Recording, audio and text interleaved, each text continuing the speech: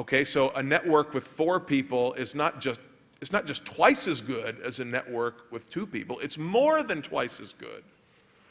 So the larger the number of people on the network, the more valuable the network is by sort of a vastly increasing rate. And of course, we recognize this with our everyday interactions with network technologies. You know, if none of your friends are on Facebook, it's really not much reason to be on Facebook, okay? But if most of your friends are on it, then of course it's worth it for you to be on it as well. And I don't know, whatever networks you guys are part of, social networks and different chat technologies, Skype, Twitter, and so on, the value of being part of these networks is a rapidly increasing function of the number of other people who are also on the network. Okay? We also see in the new digital networked economy new kinds of business or new forms of organization. Not strictly new, as in we've never seen them before, but more of an emphasis or an increased value of particular kinds of organizational forms. For example, ones that are flatter, less hierarchical, more decentralized. Elio gave a very nice talk at the Austrian Scholars Conference last month or a few months ago on the so-called starfish organization.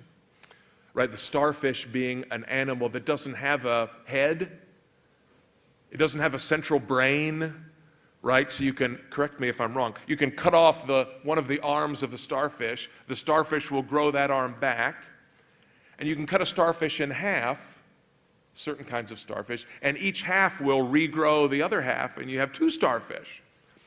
Okay, so these are organizations that do not have one central node or one central brain through which all the decisions, from which all the key decisions are made.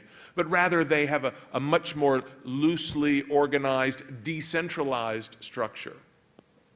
Think, for example, of traditionally designed software, like most proprietary software, with a programming team and a head of the programming team issuing orders for people to do various aspects of the job, compared to a sort of open source community in which many, many people participate without a clear hierarchy, and there's kind of a spontaneous order that emerges rather than a top-down, hierarchically planned order.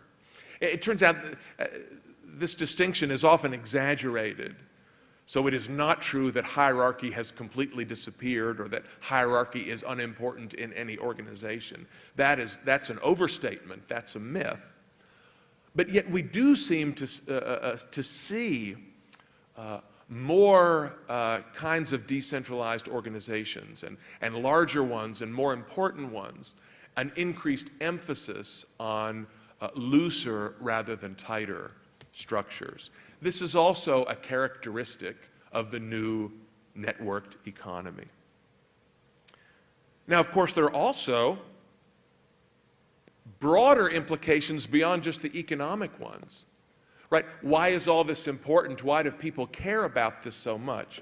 Well, purely from an economic perspective, right? The rise of electronic commerce, facilitated by the internet, by the personal computer, by cellular, mobile networks and so on, right, has certainly opened new markets for different kinds of transactions. You can buy things on your mobile phone, you can shop for goods and services on the internet, you can watch your video, you can bypass the cable company, the television networks by getting your video on your PC or your iPhone or whatever.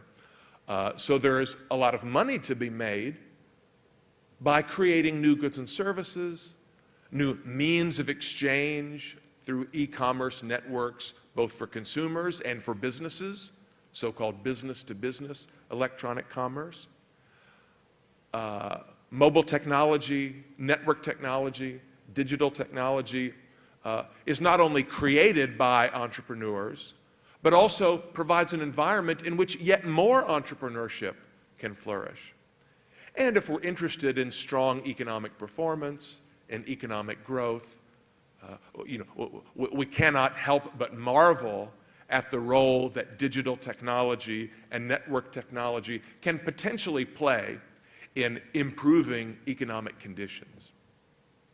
But of course, it's not just economic issues, it's also cultural and social issues, right?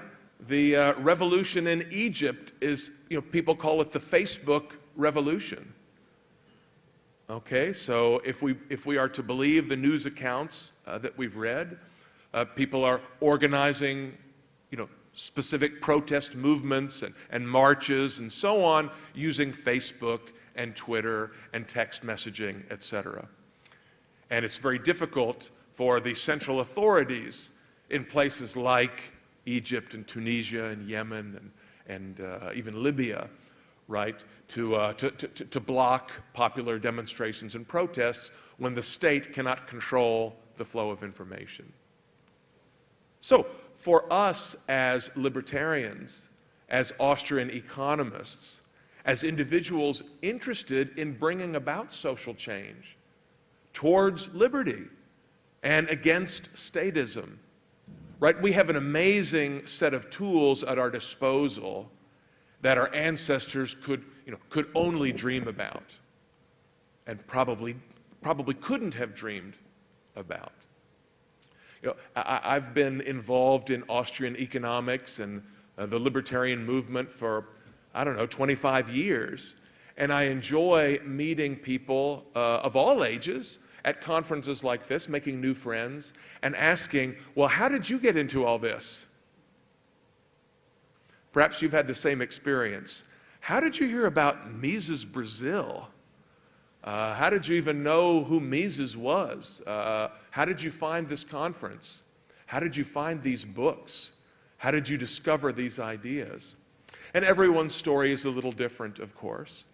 But, long ago, when I was young, and even before that, people were much more likely to learn these ideas from another person, from a teacher, from a professor, maybe from a parent, or maybe occasionally from a fellow student. But the size of the Austro-Libertarian network, if you like, was pretty small. Most scholars working in Austrian economics were isolated. They were scattered about, one at this university and one at this university. And you meet many Austrian economists who will say, well, I thought I was the only one in my country. And I was shocked to discover there was one more. Okay? Now most of you probably found these ideas through the internet. Right? You were interested in something, you were Google searching, you were browsing, you were playing around, and you found out the ideas and the names, and you met other people and so on. Right? So the spread, the rapid spread, the rapid growth of the Austro-Libertarian movement, I haven't actually collected the data and plotted a chart, but I imagine it would look something like Moore's Law. Okay? That Austrianism is growing at a rapid pace, an increasingly rapid pace, because we can communicate with each other. We can share ideas.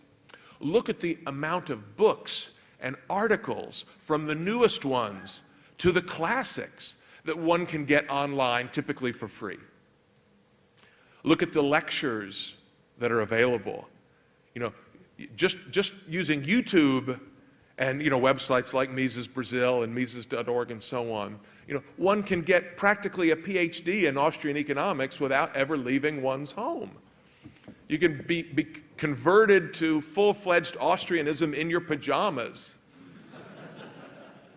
Something that never would have been possible for previous generations. Okay, many people I've met here in Brazil, and many more young people I meet in the U.S. learned about Austrian economics through Ron Paul.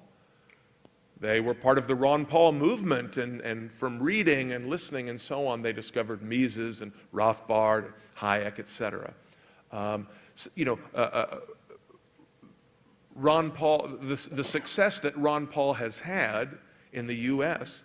is often attributed to his or his team or his followers' clever and creative use of the internet and network technologies. Ron Paul has raised a huge amount of money on the internet, much more relative to the total amount raised than most of his mainstream conventional rivals. Now, I should say that Obama and his supporters were also quite good at using the internet. But among the Republican candidates, Ron Paul was by far the most successful in getting publicity and even raising money through networks, through the internet, through decentralized means. So this is something very important for culture, for society. Now, of course, there are critics as well. There are people who worry that we spend too much time on our computers, too much time with our earbuds in our ears, and we don't socialize with each other the way we used to. The Harvard sociologist Robert Putnam wrote an influential book, I guess it's been about 10 years ago now, called Bowling Alone. Maybe you've seen this book, Bowling Alone. And he complained that Americans were not as involved in civic organizations, social clubs, community groups, in part because they spent too much time watching television, too much time playing video games, too much time surfing the web. People of my generation or older complain that when young people get together to listen to music, it doesn't mean you sit in your friend's apartment and put the music on the speakers. It means everybody exchanges MP3s from device to device, and then you all put your earbuds in. You sit in the same room, each person listening to his own music. This is a different way of sharing than the way we shared when I was a kid. A recent book called Alone Together, it just came out last year, explores this in some detail. As a social critic, worrying that we spend a lot of time networked through technology, but it's not the same kind of network as personal, face-to-face interaction. So this is something that critics and commentators are certainly thinking about. Now, one downside, as I suggested before, is that some people do say crazy things. There are some crazy ideas out there about networks and technology. A book that came out in 1998 by a journalist who writes also for Wired magazine named Kevin Kelly provides many examples of what I consider to be outlandish, uninformed, and quite silly claims about how the world is completely different.